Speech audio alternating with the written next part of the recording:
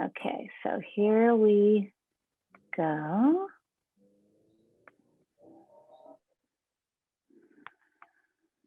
Great, thanks, Renuka. Okay, great. So can you guys believe we're on week 4 already? I feel like we just started. So crazy. So what we're going to just talk a little bit about tonight is the difference between sleep quantity and sleep quality. I think this is something that a lot of you can relate to. You may find that, you know, some of you said that you have no problem falling asleep, but you just don't feel rested, just sort of a sense of fatigue all of the time. This is something that's very, very common. Signs that you are getting poor quality sleep, like you're in bed, but you're not actually really getting the quality of sleep that you need. Let me put this into present mode, because can't see this well. Here we go. So the sleeping time versus the time in bed. And that's something that ultimately you'd want to be discovering through a sleep log. Like, I got into bed at 9:30, hoping to be in bed, hoping to be asleep by 10:30.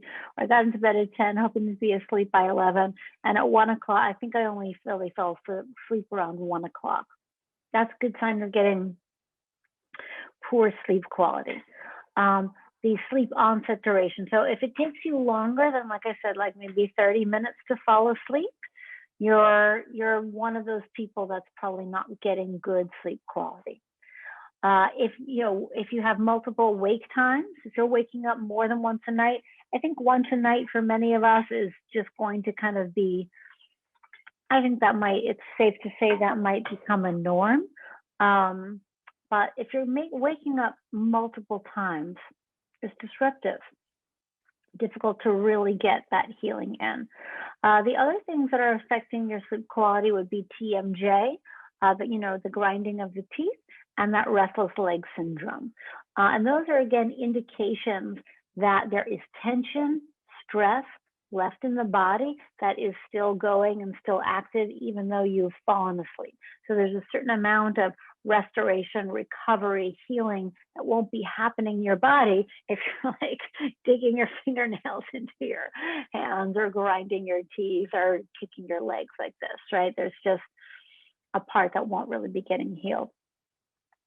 And nightmares is sort of mixed. It's not necessarily always a stressor. There are many reasons why nightmares could be happening. But if you are having a lot of nightmares and it is disrupting your sleep, that is going to affect the quality of your sleep, and ultimately it's going to affect how you feel the next day. So that's definitely something. These are all, not the only indications of poor sleep quality, but a few of them that you might want to look out for. Ways that you could consider improving your sleep quality is creating a ritual before bed. One of the main things that's a challenge, and again, just forgive me that I often repeat these kind of examples or metaphors, and I do that on purpose so that hopefully you will remember them and they will sort of help trigger something in you. It's as if you are a car that you are, driving at 70 miles an hour, and all of a sudden, you wouldn't just be driving 70 miles an hour and turn the car off, right? That's not good for the car. If you're driving 70 miles an hour, you step on the gas and you slow the car down, and either with a stick shift or an automatic transmission, the car itself downshifts gears, you slowly come to a stop, you find a parking space for the car to be safely, you make sure you're at a full stop, and then you turn the car off, right? And you do that because you know that it's a safety mechanism for the car. If you try to turn the car off while it's still going, things can hurt the car. And it's really the same for our bodies. If we are going 1,000,000 miles a minute and then we just clunk, we haven't downshifted our systems. So our systems are still going. Yeah, I think somebody, was just saying, there's the stress doesn't necessarily go away. It takes time for that to go away. So having some sort of a ritual before bed really does help the stress to ease and clear out of your body before you attempt to sleep. So it's even if you sort of say, hey, it's 9:30, 10 o'clock, I'm going to start to slow my breath down. I'm going to start to dim the lights. I'm going to start to quiet things down. I'm going to start to close my computer down. I'm going to get into some pajamas. I'm going to brush my teeth and start to relax my shoulders while I do that. I'll give myself a jaw massage. Whatever that ritual is, but that you decide that it, you know, some people at 9:30, 10 o'clock at night are still like worked up over something. Somebody did something to me today. I should have said this to them, or you know, that kind of thing. So if you're still like at the peak of your stress, even if you fall into unconsciousness because you're so tired, that stress is still in your body and you can't really let go and heal well. You won't have as good sleep quality and you won't wake up feeling as rested and recovered as you might. So a couple of tips to reduce the nighttime waking, and this is, you know, what we've just been talking about, is the body needs to cool down. You guys remember from last week, I did the stages of sleep, and it's stage 2 of your stage 2 of sleep, where the body temperature needs to drop. So if the body temperature cannot drop, then it makes it very difficult for you to get back into sleep. So some of you may fall asleep, you're exhausted, you do one sleep cycle, then you wake. If your body temperature is too hot, you can't get back down into the sleep cycle. Like I said, it's going to send off alarms that the body is hot, that there's a fire nearby, you know, and wake the tribe. So definitely want to reduce the temperature and your own body's temperature, very important. Reduce your water intake after 7:30, and then the mental clearing practice, which we're going to do and talk about tonight. The other thing that's really going to help you with your sleep quality are these conscious relaxation techniques that we've been doing practices of every week that you guys can find out there, and that you can also just sort of make up on your own. You can do gentle stretching like this, just a little bit of twists and stuff that we've been doing, you know, all of that kind of stuff. That helps to release the tension at night. Doing a guided meditation or relaxation is going to help to relieve and clear everything at night. The breathing practices. So all of those practices that you learn, very important for helping to wind down and ease the stress. If there's just one takeaway that you guys get from this 5 weeks with me, I hope that you leave knowing that us knowing how to clear stress and tension is not inherent. We weren't born knowing how to do that. We got really stressed out from all of our stuff, and we think we should just be able to just let it go. It's just not the case anymore.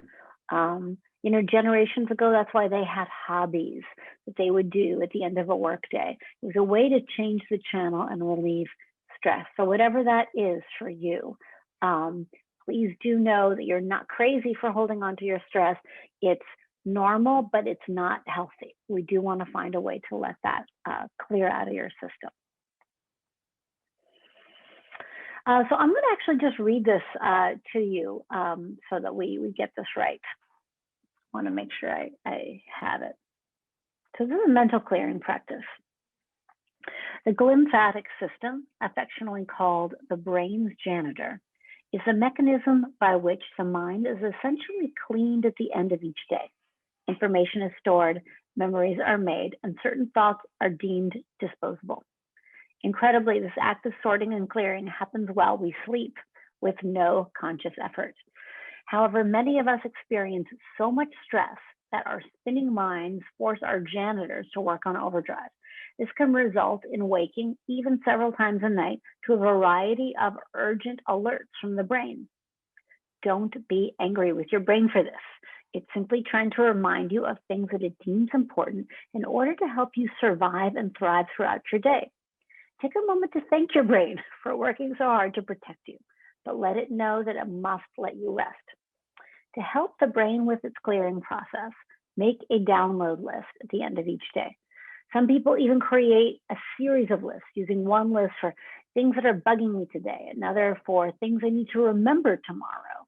Whether you create one long list or your own unique set, what matters is that the practice helps you to organize your thoughts and to let them go. However your brain naturally processes information is the best way. This is meant to serve you. You want to give yourself ample time to create your download list because the ideas don't always come at once. You may write down 5 or 10 things and think that's all. Then as you clean up the house, put the kids to bed, brush your teeth, 3 more things come into your mind. The key here is don't push those thoughts away or they will keep popping back up. Instead, go write them down. Tell yourself that your thoughts are safe now, that you will remember them. That way your mind can let them go because it has been heard. I want to highlight a couple of things here. Basically, what I'm trying to say is the brain is almost like a desktop of your computer, where if there are too many open files, and then you try to go and close one down, like all of a sudden you can't even close it down because you get the spinning wheel.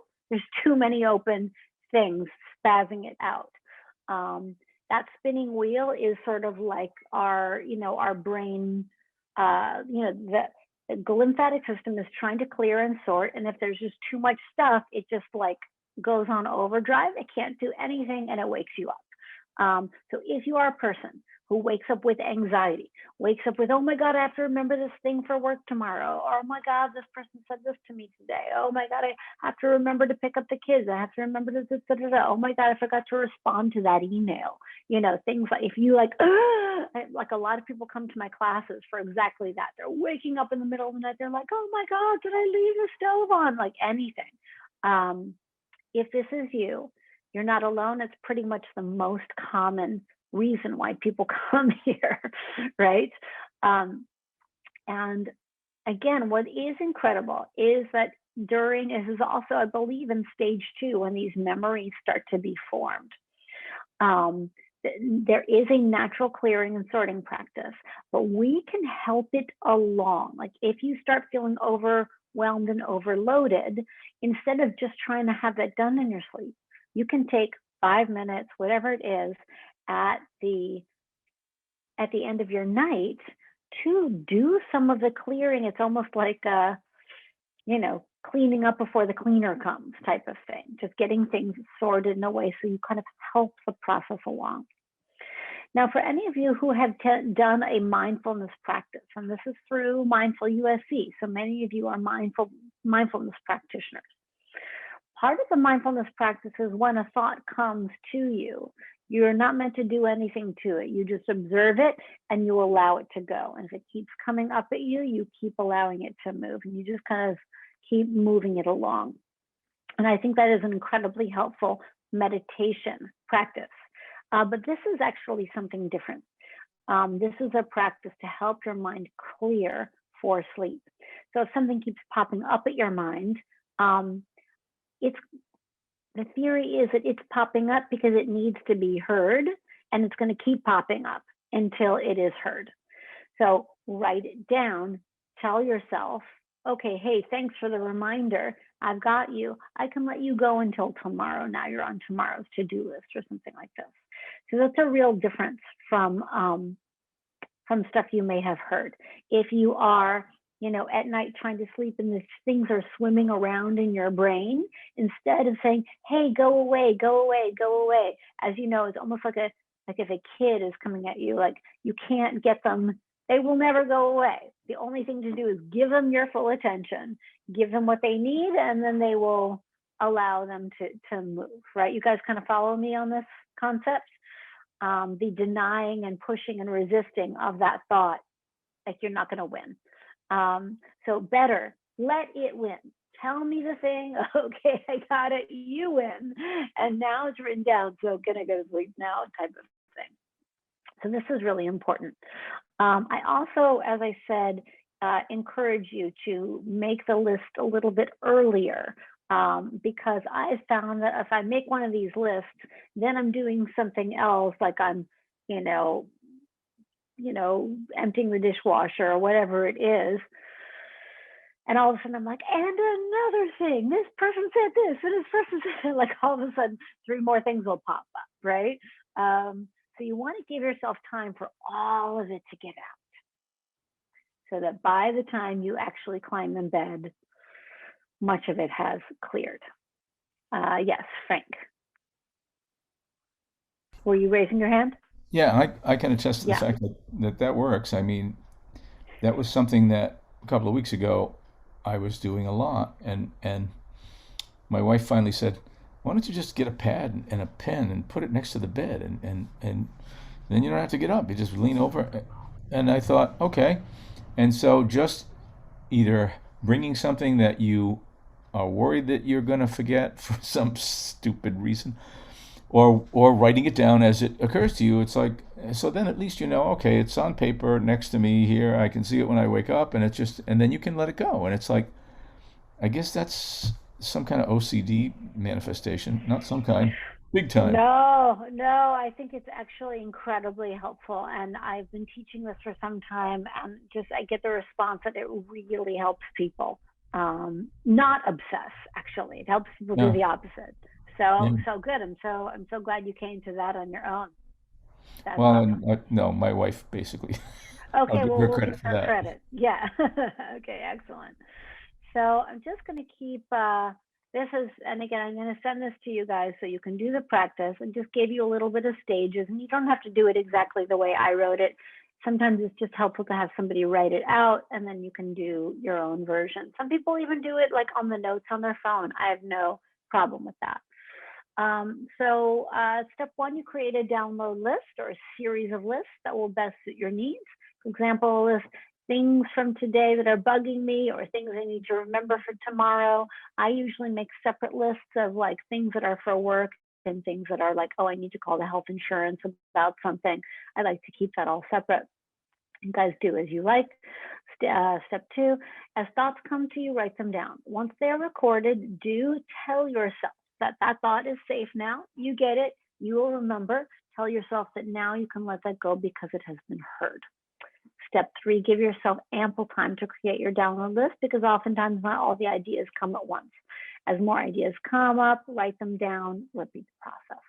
Step four, once you're ready to go to bed, sit with your list, get quiet, and ask yourself again if there's anything else that needs to be addressed. Hey, is there anything else I need to remember? Please tell me now, because I'm going to fall into a deep sleep and I don't want to be disturbed. I really do that. Hey, whoever's listening, is there anything else that you want? Because now's the moment. Otherwise, forever hold your peace.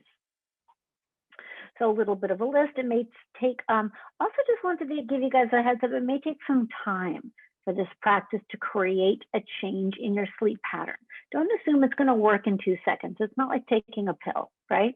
Remember that any habit that took years for us to build takes time to rebuild. Have patience with this practice, and keep in mind that you not only write the list, but to mentally tell yourself that the issue at hand is taken care of for now, and that you will pick it up in the morning. So if it doesn't work right away, don't think, oh my God, I'm the worst person in the world. There's something deeply wrong with me. It works for everybody but me. I'm a horrible person. I only say that because I've done it. Please don't do that. These things take time to kind of, it's like the gears are rusty. And most of the time, the dialogue we have with ourselves, we have not been listening to our inner guide. We have not been listening to our intuition. We haven't really been dialoguing this way. And so a lot of that anxiety is just all of that part of you kind of screaming for attention. So it just takes a little time to get back into relationship with, hey, what do you need me to know? Okay, I got it. Okay, can you let me rest? It takes a little bit of time. Anyone questions on this?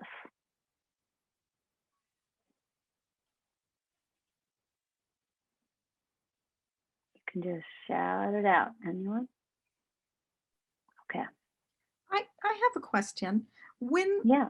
when you wake up in the when I wake up in the middle of the night, and suppose you are in a loop in the middle of the night, and you know it's a bad loop, obviously. Do you have any suggestion of something that, like, is there a chant or something like that beyond writing it down? Is there something else that you recommend? Yeah, you mean like if your head is tripping out, some way to change a channel? Yes, exactly. Like just as you're saying, like some incident Yeah. occurred that is unresolvable, like there is no resolution to it and it's out of your control, but you think about it.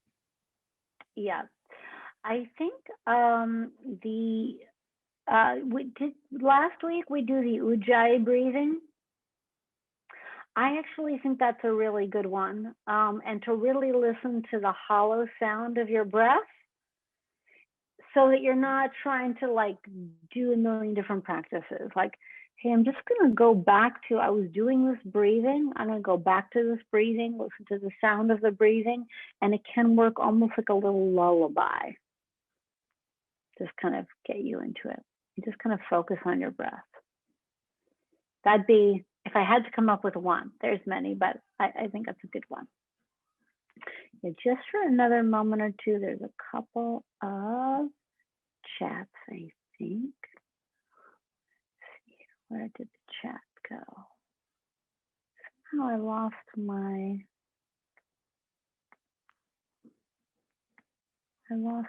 chat. Can somebody read to me in the chat where somebody wrote a couple of questions? Yeah, the questions are, is it okay to drink water before going to bed? And how many hours should we stop eating before bedtime? Great, yes. So the water, we definitely talked about that a few times. Definitely, if you need to take a pill or like a little something, of course, of course, just as you need. But best we're all trying to drink our water before 7 p.m., 7:30 is best so that it doesn't wake you up at night. And then the eating, I really leave it to your discretion. I have been having my big meal. I make it at like a very late lunch or a very early dinner. And then I'll just have like a tiny little snack at night. I'm finding that really helpful. So how late at night do you have your snack? I actually eat like when I'm in bed because for me it's like a self-soothing. It actually helps me fall asleep. Like it helps me wind down. I'm reading a book and I'm eating like a little piece of fruit or something. I've been trying to follow something, and it has to do with like maintaining even weight and not gaining weight kind of thing. Yes, this would not be good for that. Well, a friend of mine who's a few years older than I is into the whole 16-hour fast thing. Yeah, So you basically, sure. your 3 meals all occur within an 8-hour period, and then you're done. You're Yeah. done. And Yeah. it's hard to Yeah, do. I'm aware of it. Yeah. But that's, Yeah. Well, and I really honor that. And for me, I just personally like having a snack as I'm winding down. It's part of my nighttime ritual, but I don't think that should be necessarily the case for everybody. I've noticed that for me, it helps. So, but it's not like I'm eating a lot. So I feel like big, heavy meals, not so great at night is my suggestion. Okay, great. So we have half hour for some practice, which I'd love to dive into now. Question for you guys. So we have done, for the breathing, we did a 4-part breath. We did an Ujjayi breath. We have not done the alternate nostril breath, correct? No, and we haven't done the Chandra Vedana breath. Okay, excellent. That's what we're doing in these last 2 practices. So I'm actually let's do 5 minutes of stretching and then I'll dive into that because this is good stuff. Okay, interlace your fingers, turn them inside out, reach your arms up over your head. By the way, for anyone who is interested, I do teach a yoga class. You guys you have my email. I can send you all the information. We do it on Zoom. It's for USC. Just a very easy yoga for stress relief. I teach it at 4 o'clock right before we do this one. interlace your fingers the other way. Reach your arms up over your head.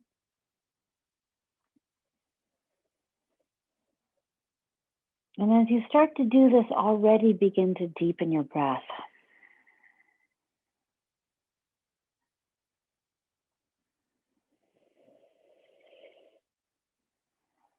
And then release.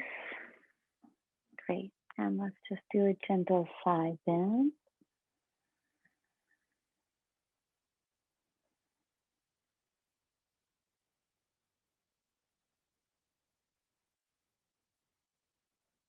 And then come on up. And then over the other side.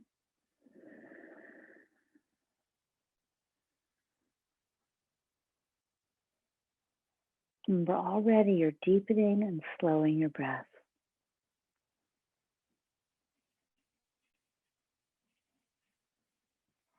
Come on up. And then let's just take a little twist.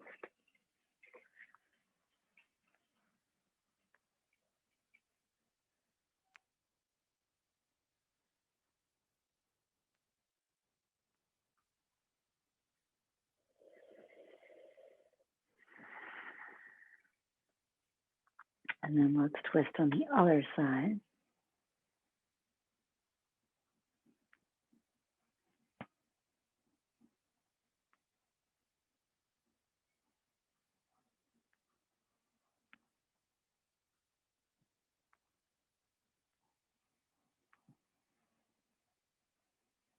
Okay, and then release.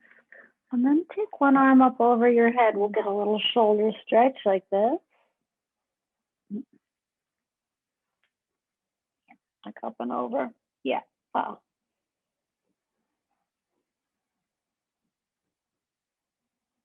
Okay, and then side two.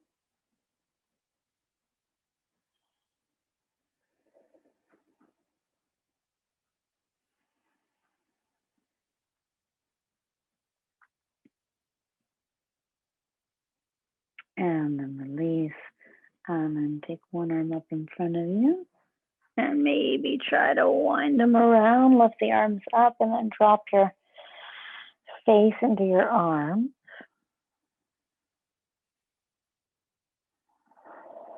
Send some breath in between the shoulder blades and into the back of the neck.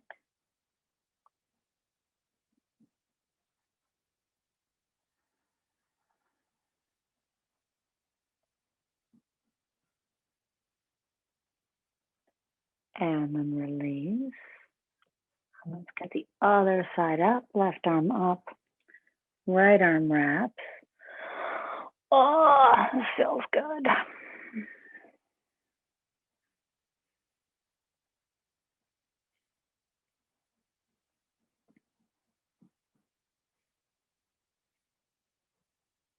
Okay, and then let go. And then take the right foot and some circles with the right ankle. And circle it the other direction.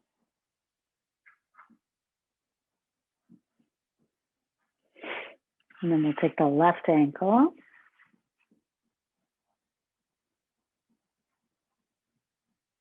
And circle it the other way.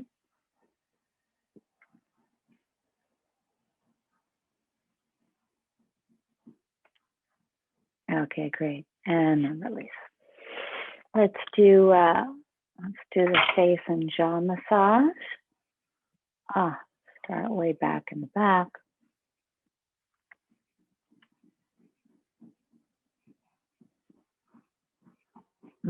Little circles there.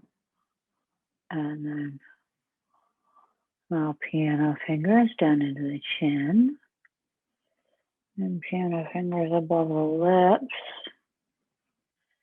And the cheekbones, maybe around the sinuses. A lot kicking up with all these winds in LA. If you're in LA, there's a lot of wind right now. It's like killing people's sinuses.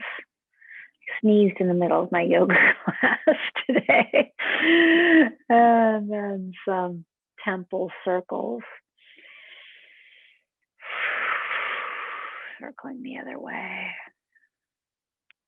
And then into the forehead. Okay. And then just kind of free form wherever you feel like your face needs a little love. Get some tension out of that.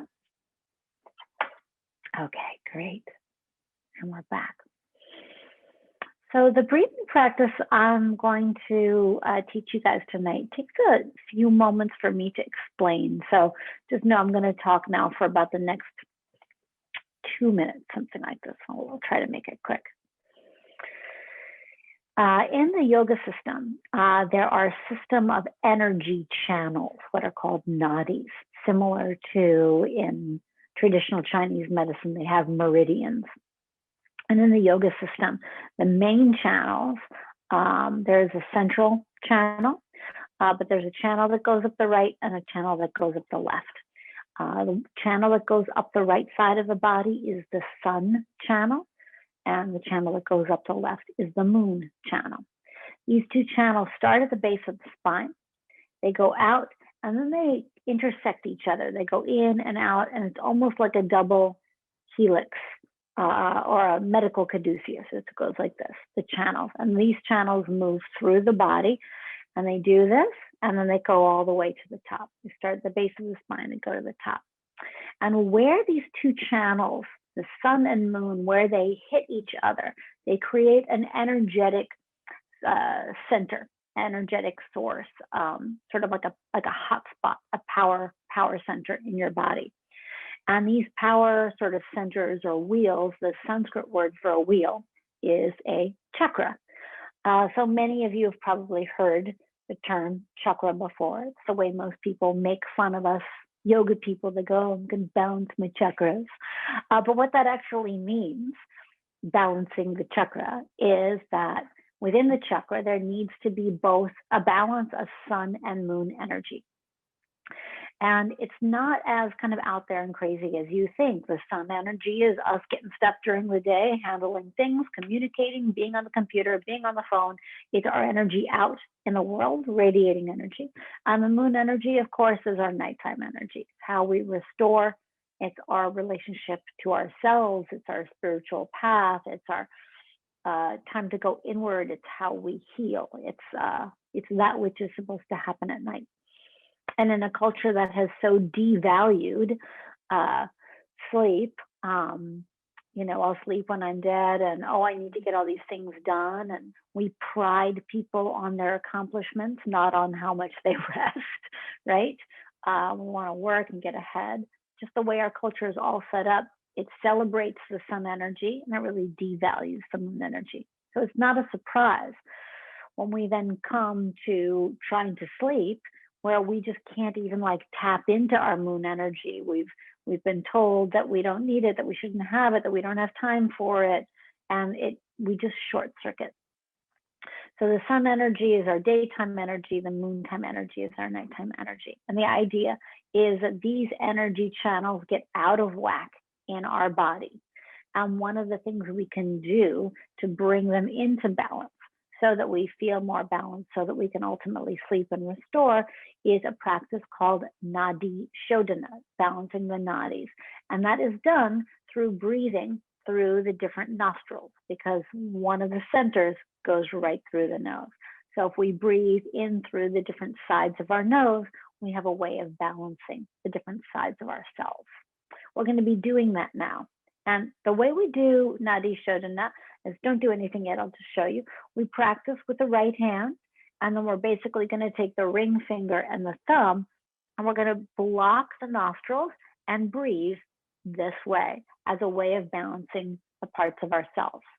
The rhythm of the breath, the cycle that it goes, is we'll be breathing up the left nostril, which is the moon channel. Then we will close it and we'll breathe out the right. Then we'll breathe back up the right, that's the sun channel. And then we'll close it, and then we breathe back out the left. And that will be considered one full cycle. And I think that we'll have time for about 3 of them, maybe 5 of them. We'll see how we do. Okay. So now when you do nadi shodhana, you'll notice that one side of your nose is kind of stuffed and the other is this, and it's easy to like trip out on that. Don't worry about it. Or new to this, like I said, whenever you're new to a practice, just jump in, do the best you can, just try it out. The point of the practice is for you to drop in and be aware that there are these sides of yourself and that we're wanting to bring them into balance, and that we can do that through breath. Don't worry if you're doing the breath right. Don't worry if you get it perfectly. Just taking the time to even try it out will do a lot of healing for you. Okay, you guys ready to try? So even if you're left-handed, I'm left-handed, we do this practice with the right hand, okay? So go ahead and pick your right hand up, and then just take your thumb and, your middle and index finger, and just go, put that down like this. And then you're gonna turn the hand and face you, almost like a surfer's thing or something like this, okay? So you wanna bring this close to your face, like this. And the breath will always be through your nose. So we're gonna start with just a couple of breaths in and out through both nostrils. So close your mouth and both nostrils. Let's go inhale. I'm not using the hand yet. Both nostrils, exhale. Let's do one more. Both nostrils. Inhale. Both nostrils, exhale. And we'll begin. Right thumb to right nostril. Inhale up the left. Left nostril. Inhale.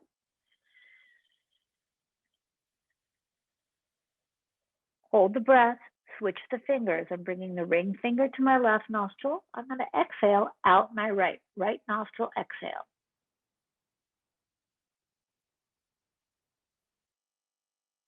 I'm going to go back up the right nostril, inhale.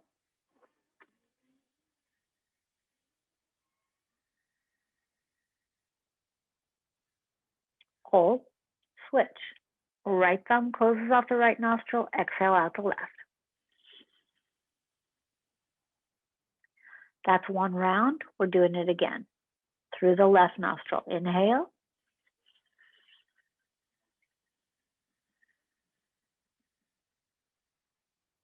Pause. Right nostril, exhale.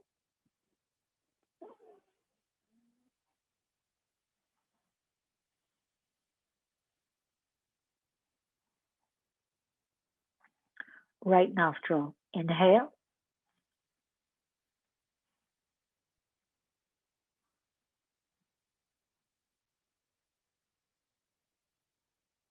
Left nostril, exhale.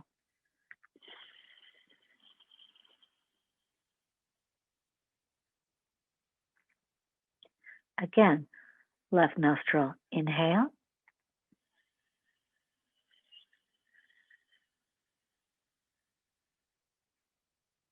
Right nostril, exhale.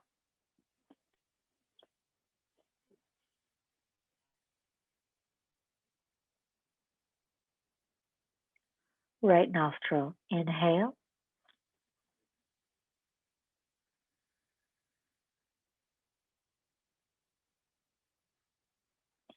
Left nostril, exhale.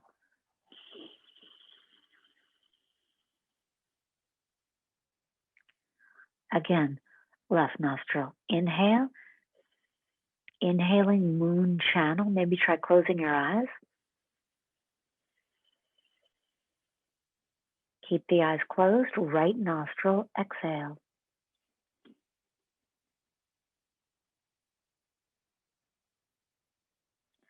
Right nostril, inhale.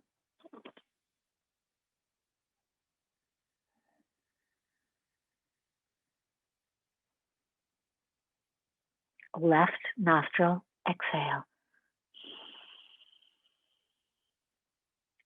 Last round, close your eyes and watch the breath move inside of you. Left nostril, inhale.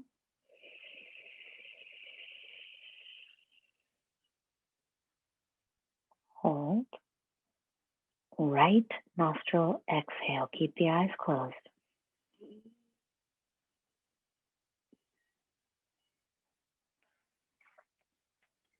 right nostril. Inhale.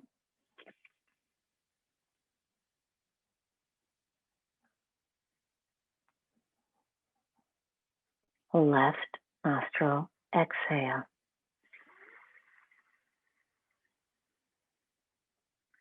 Release your hand down both nostrils. Inhale. Both nostrils. Exhale. And hold the exhale. Hold, hold.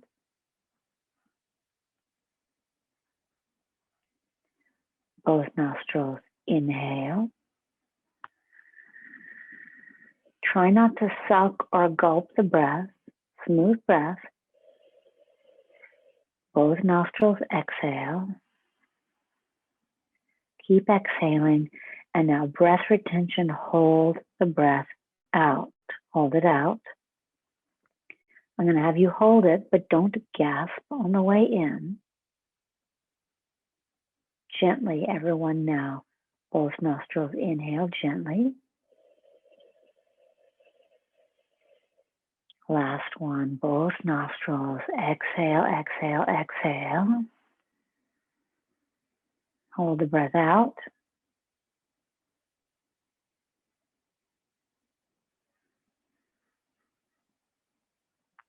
Both nostrils. Inhale. And now just come back to natural breathing, please. Natural breathing.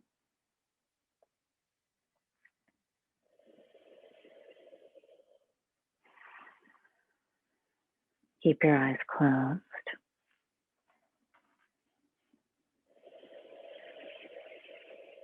Allow your breath to find its way.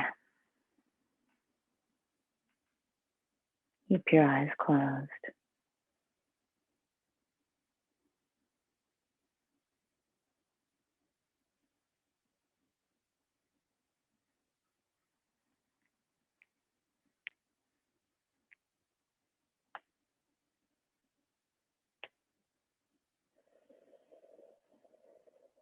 And as your breath starts to find its natural new rhythm, become aware of the shape of your body.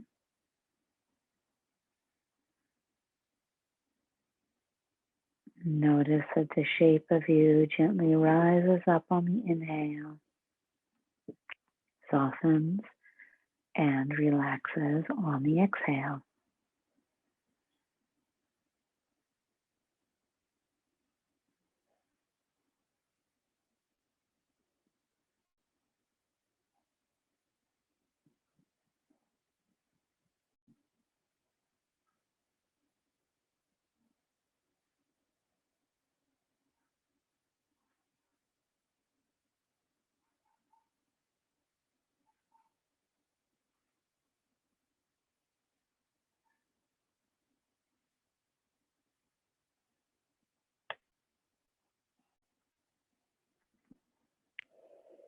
And as we become aware of different parts of your body, allow your attention to move. Allow the attention to move throughout different parts of your body.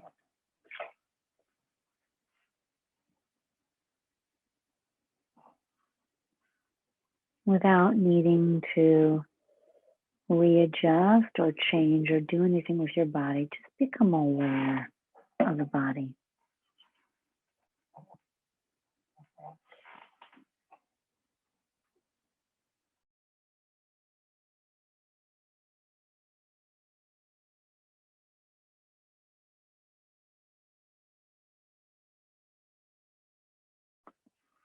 And bring your attention to your right hand thumb,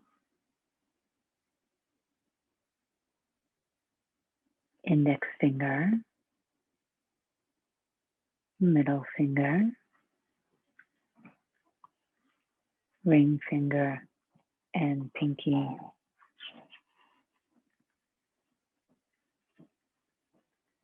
Noticing the shape of your whole right hand. right forearm, right upper arm, and right shoulder.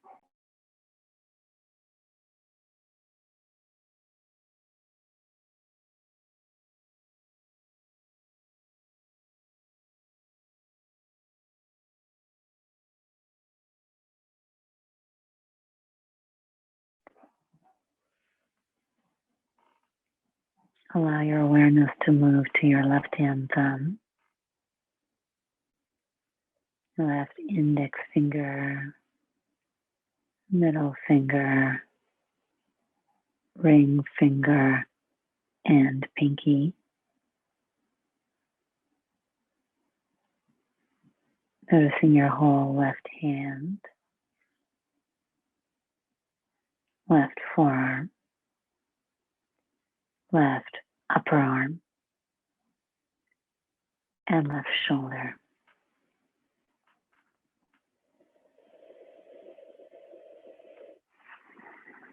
And with your eyes closed, bring your attention back to your breath.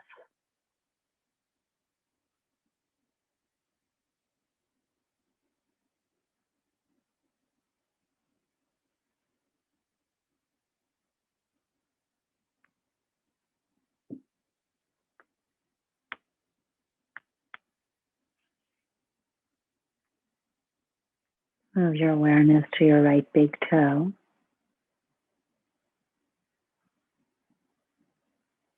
second toe, middle toe, ring toe, and pinky toe.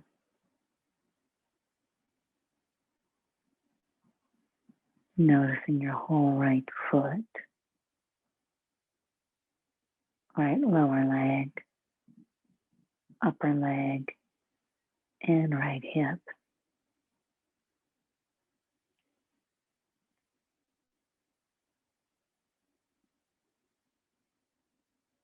Your attention moves to your left big toe, second toe, middle toe, ring toe, and pinky.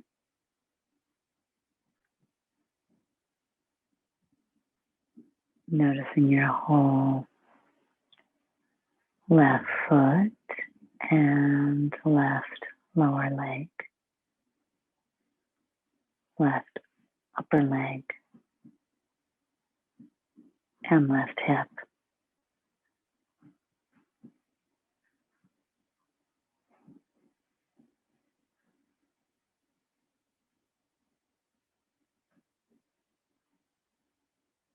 Move your awareness to the shape of your torso.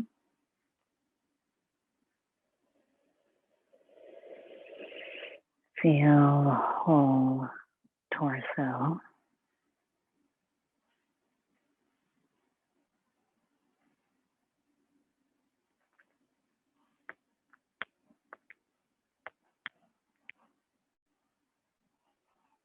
Shape of your neck.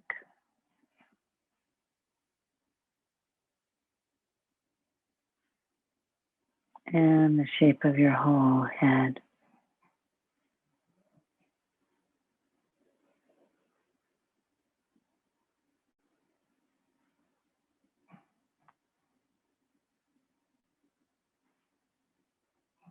And feel now the shape of your whole body.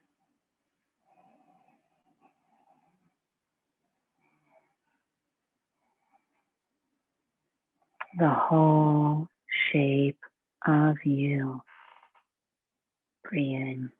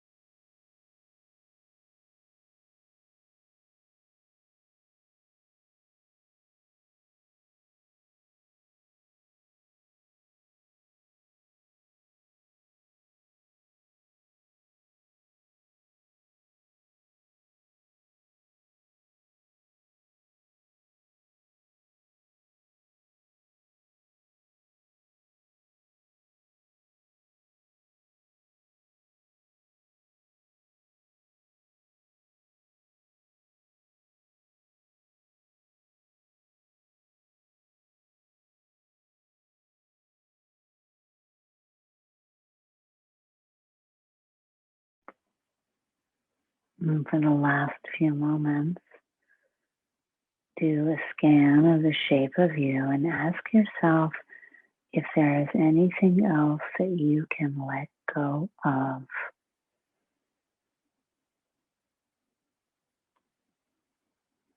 Is there anything here that isn't serving?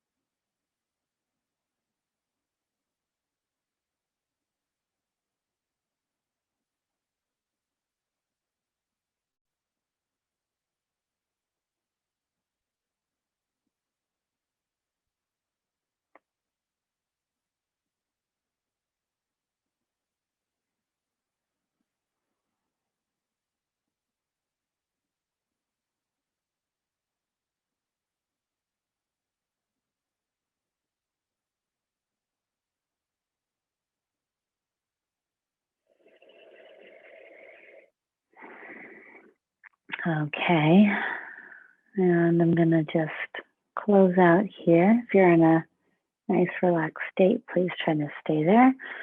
Look forward to my email, and can't believe it, but next week will be our last week together. So if you have any last questions, please bring them, and look forward to seeing you then. Thank you guys. Good night. Thank you.